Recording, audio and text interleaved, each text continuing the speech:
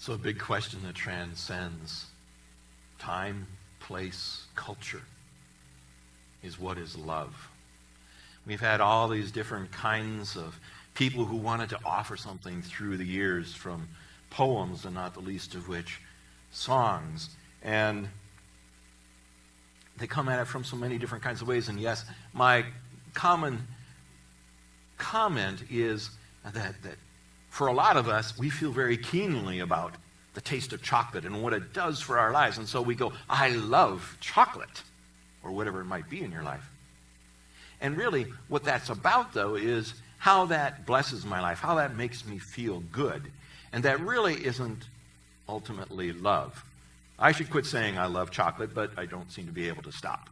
I should say I really, really, really, really like chocolate. But I love you, and I love my wife, and I love my family. There's the difference. And we can get a little bit of an inkling about that from our experts on love, the Greeks, because they have at least 4 words that, when you translate it into English, we just simply say love. But with those Greek friends, each of those different words have a little bit of a different meaning to it. So you have like phileo. That means friendship-type love. We get our word Philadelphia from that. And then there is eros. That is passion and romantic kind of love. We get our word erotic from that. Then, of course, there is, as many people often know, the word agape. That is about God's love and how God interacts and how God calls us to love one another. Whenever you hear that language, that's the Greek word agape that is underneath that. And then the 4th main significant word that the Greeks have for love is storge. And storge means that relationship that happens in families, particularly a relationship between children and the parent.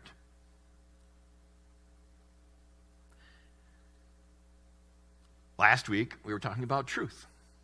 And I said, well, why not ask the internet what truth is? And so we had fun doing that. Well, I had to do the same this week, right? And I asked Mr. Internet, Mr. Google, what is love?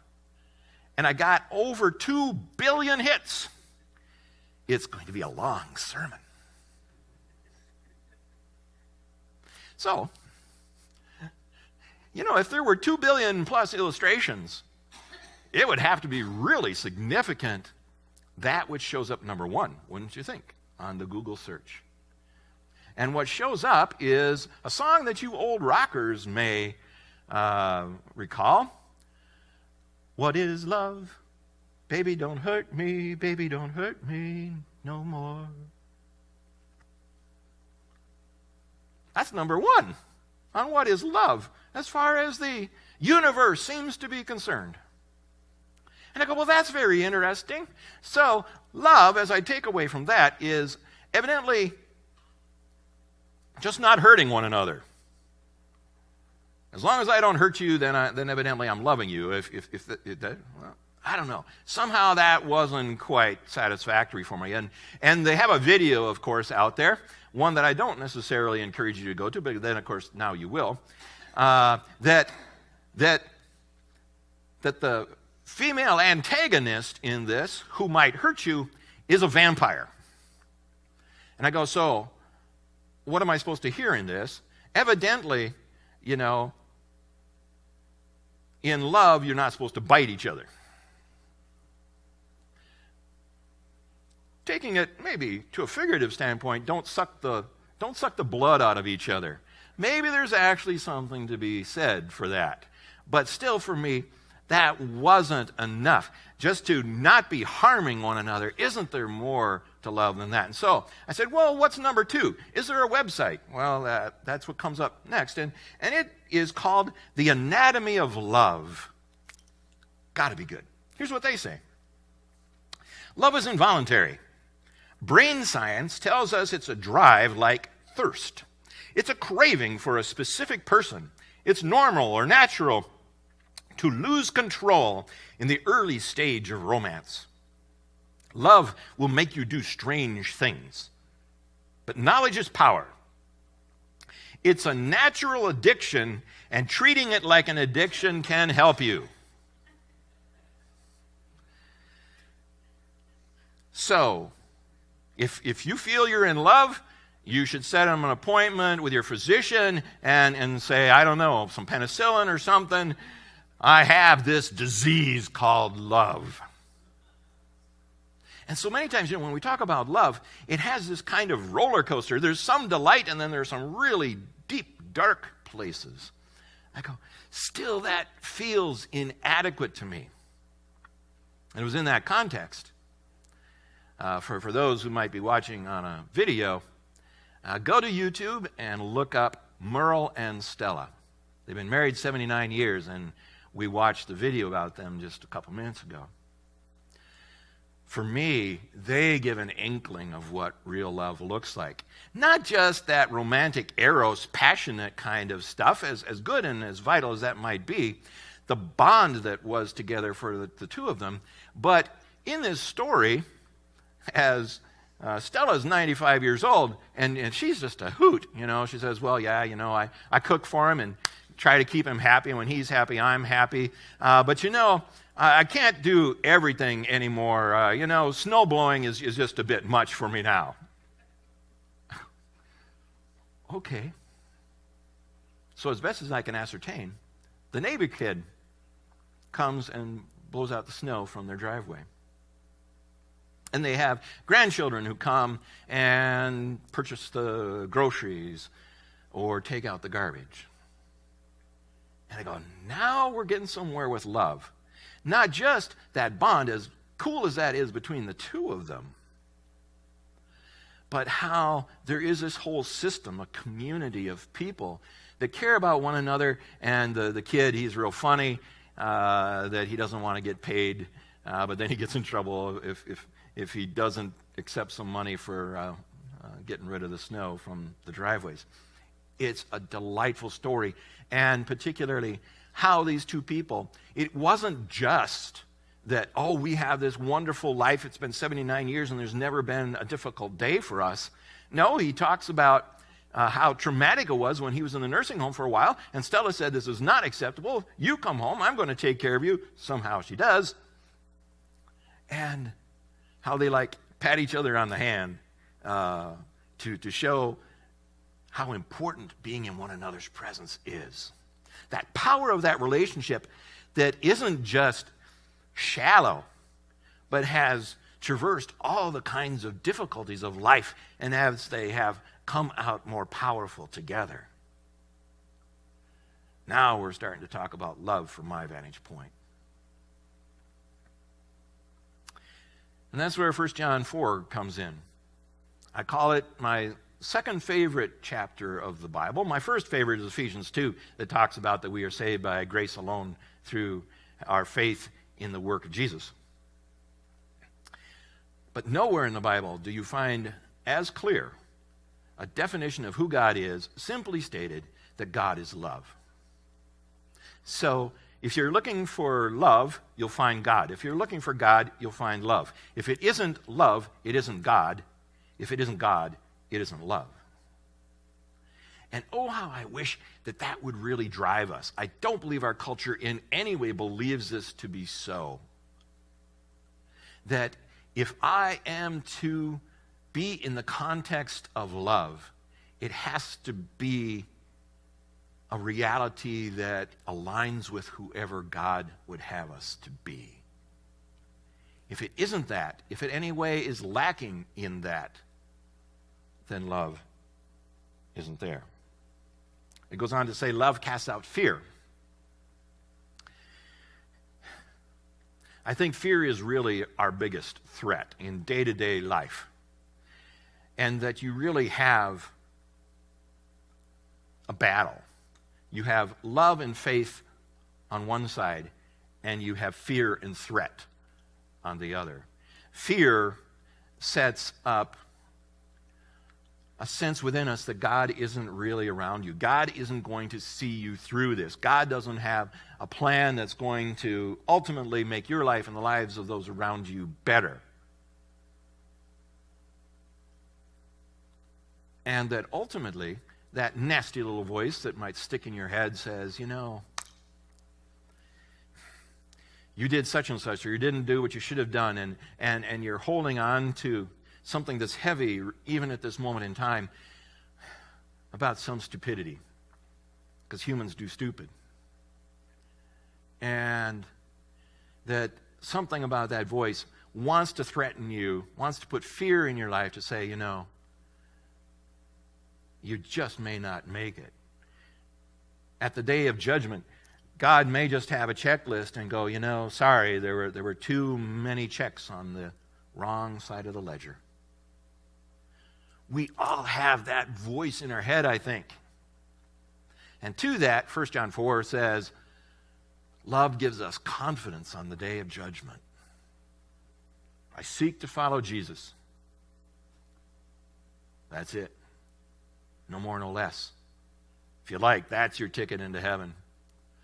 Your sins, while we certainly want to mitigate them as much as possible for our lives and for the lives of those around us and for what God hopes for our lives, but the eternal journey as to whether or not God loves us and is connected to us and bonded with us, is all about the desire of our heart to seek to follow Jesus.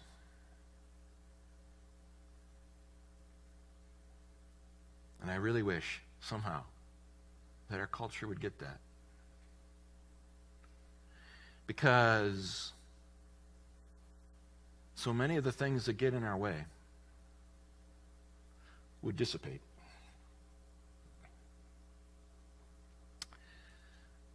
So if you're married, and your marriage has some figurative vampires, there's hope for you.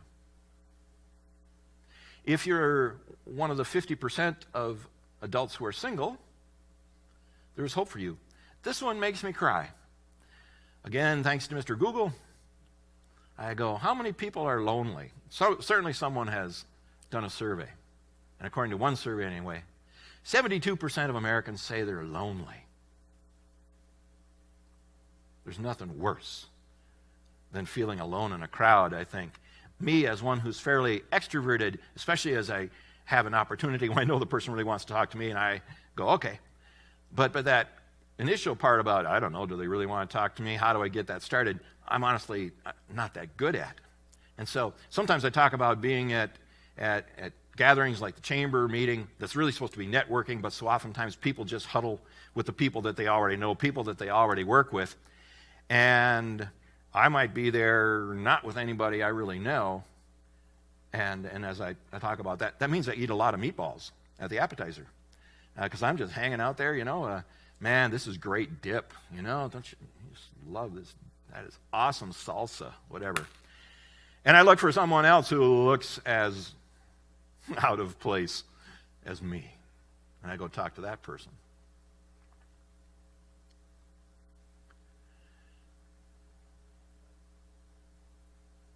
It really hurts to be lonely in a crowd.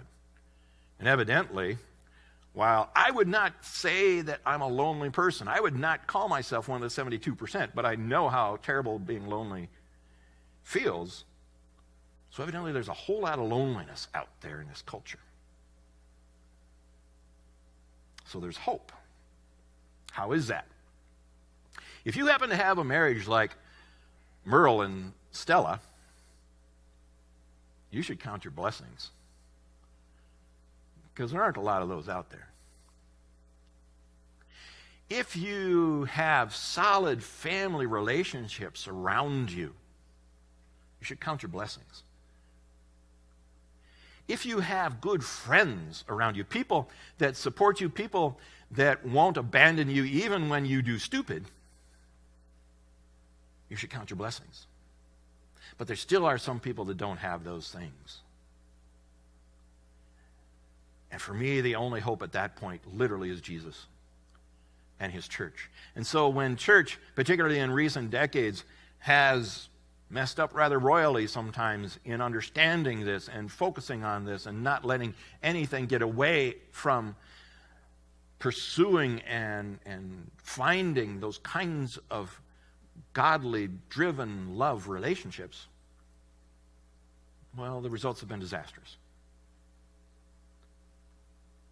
And so that's why it's absolutely essential for us to seek to pursue those, and why, as the people that are Savior's, we have a covenant. And I'm going to point us very significantly toward that now in the actual language that shows up. Because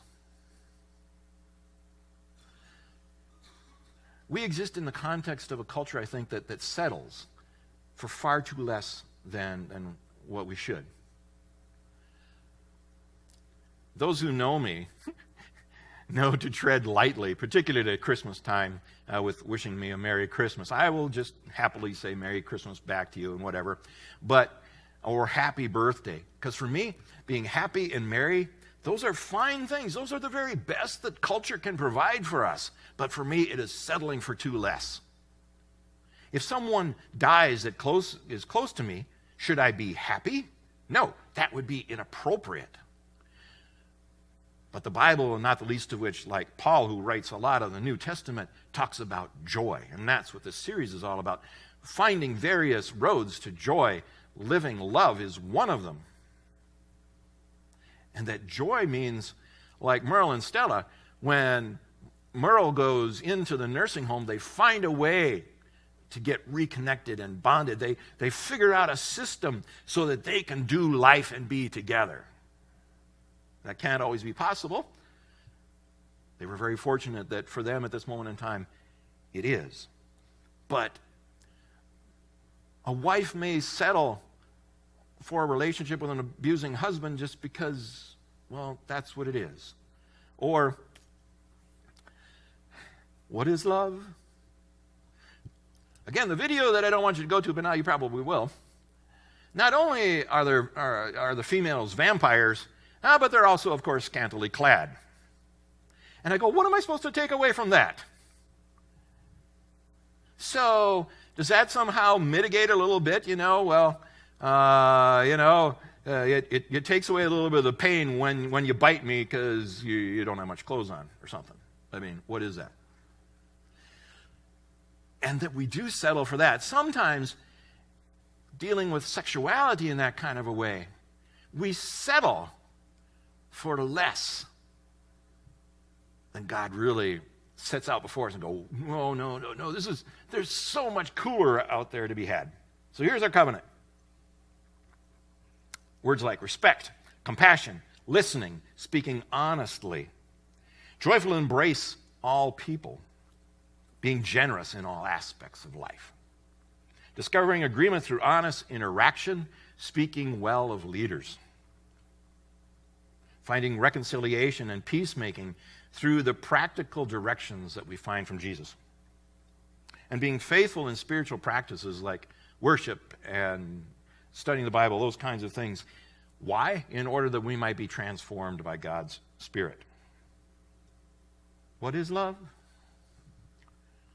For me, that's love. When we never shake a finger at one another, when we recognize, baby, don't hurt me. That isn't realistic even, that we won't sometimes hurt one another. You can't set that kind of a bar. Hurt one another as little as possible, absolutely. But, we got so much going on. We talk about passive aggressive and all these things. There are triggers within all of us when life gets difficult, and every once in a while, even the best of us perhaps will do something stupid, say something inappropriate. Okay. So that can't be it. Even as inadequate as just don't hurt one another is for a definition of love. But rather,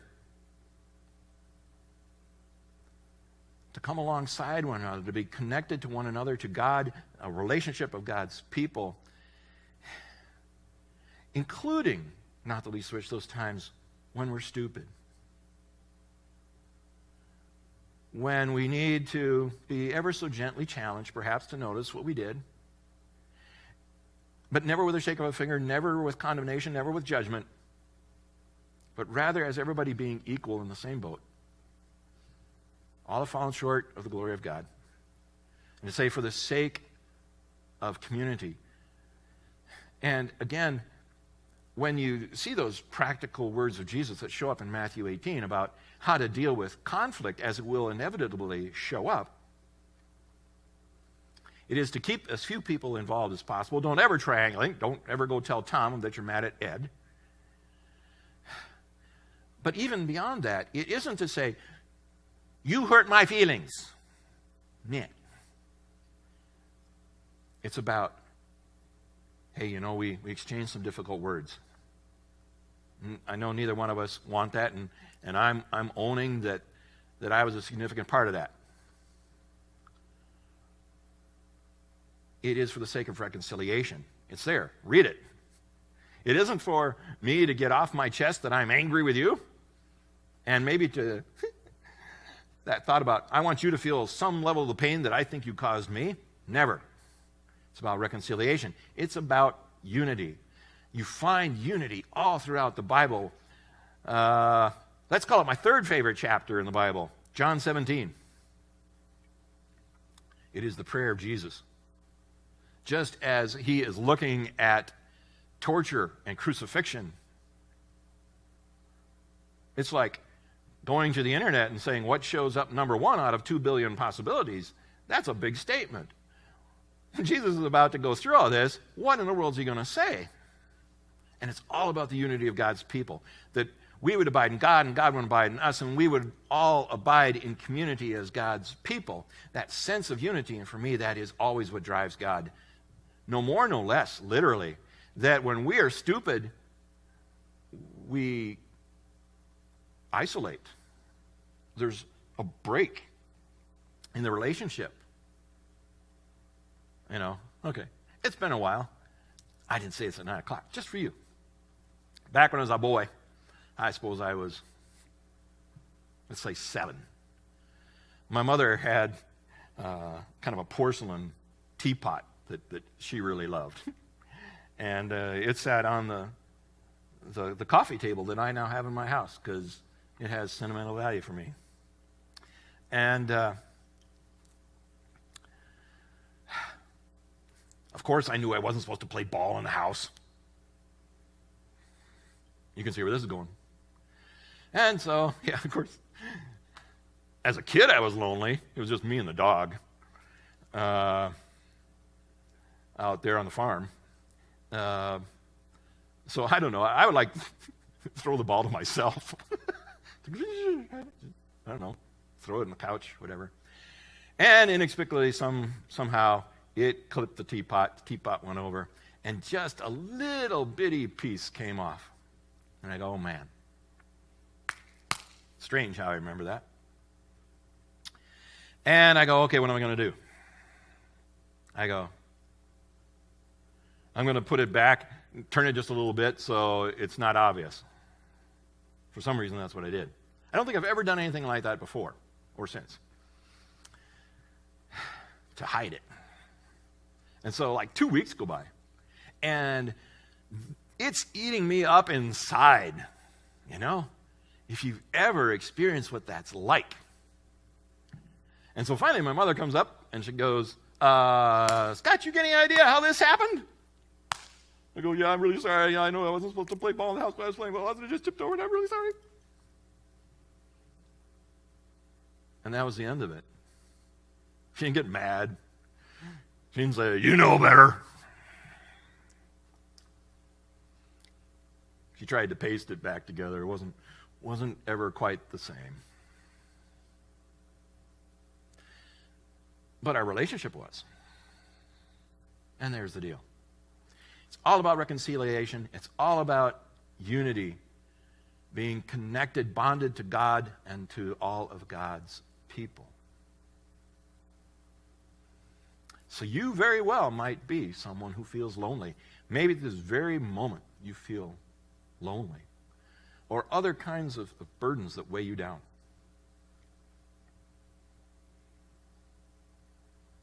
And our job as church is to come alongside of you, to love you,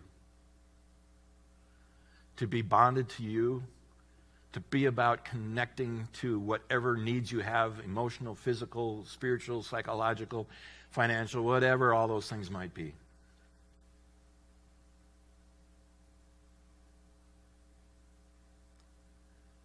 And to be church is not just those who identify with church, not those who may show up in a sanctuary on a Sunday morning inside some walls. But to be church is to share that kind of love out in the world that desperately needs that kind of a touch. To show the world that there really is a better way in Jesus. And that for me is always how I criticize the 20th century American church, because it couldn't show people why following Jesus made anything better. And so people said, well, why then go through all the hoops of church? Well, it is better following Jesus if we're paying attention to what's important. And we really have our eyes focused on that kind of love that looks different than how we sing and write poems.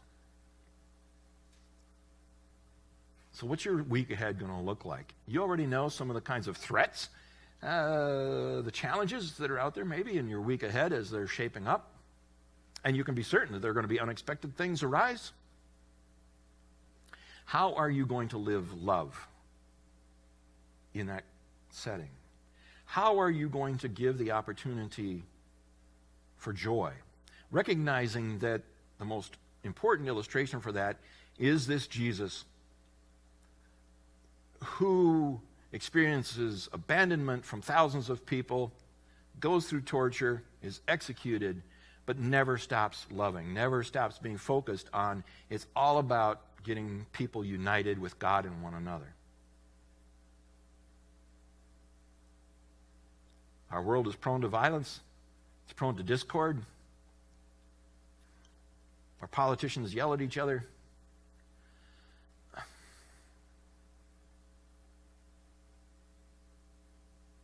You and Jesus provide the only hope. Let's pray.